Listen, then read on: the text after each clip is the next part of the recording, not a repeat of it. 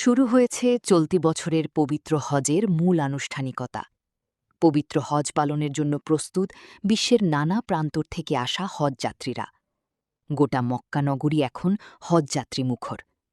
গতকাল স্থানীয় সময় এশার নামাজ আদায় করে মক্কা থেকে পুণ্যভূমি মিনার উদ্দেশ্যে রওনা হয়েছেন ধর্মপ্রাণ মুসলমানরা। হজের অংশ হিসেবে আজ সোমবার থেকে শনিবার ৭ জিলহজ থেকে ১২ জিলহজ পর্যন্ত মিনা, আরাফাত ও মুজদালিফায় অবস্থান করবেন আল্লাহর মেহমানরা। আগামীকাল মঙ্গলবার ৯ জিলহজ ঐতিহাসিক মক্কা নগরীর আরাফাত ময়দানে অনুষ্ঠিত হবে হজের মূল খুতবা।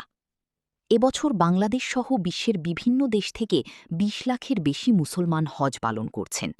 বিশ্বের নানা প্রান্তের মানুষের আগমনে ইতিমধ্যে মক্কা ও মিনা প্রান্তর সমবেত লাখো মুসল্লির পদচারণায় মুখরিত হয়ে উঠেছে।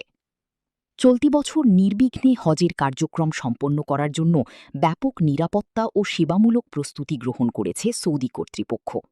পাশাপাশি মক্কায় অবস্থিত বাংলাদেশ হজ মিশন সহ বিভিন্ন দেশের হজ মিশনগুলো হাজিদের সেবায় সার্বক্ষণিক কাজ করে যাচ্ছে।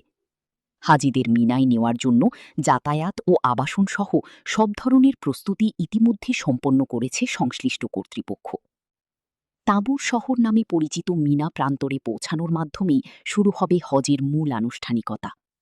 হজের ৫ দিনের প্রথম দিন মিনায় অবস্থান করা এবং সেখানে ইবাদত বন্দিগিতে মশগুল থাকা।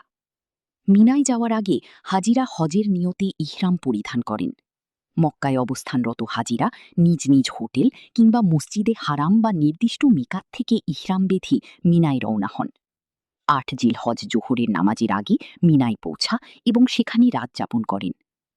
মিনায় অবস্থানের পুরোটা সময় হাজিরা তালবিয়া, জিকির ও কোরআন তিলাওয়াতে মশগুল থাকেন।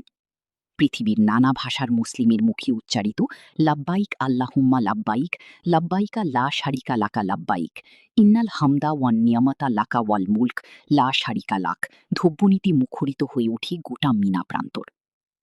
মিনায় অবস্থানের পর হজের অন্যতম রুকুন ৯ জিলহজ আরাফাতের ময়দানে অবস্থান করা, মুজদালিফায় খোলা আকাশের নিচে রাত যাপন করা এবং জামারাতে শয়তানকে কঙ্কর নিক্ষেপ, কোরবানি ও মাথা মুন্ডন সহ নানা আনুষ্ঠানিকতা পালন করবেন হাজিরা।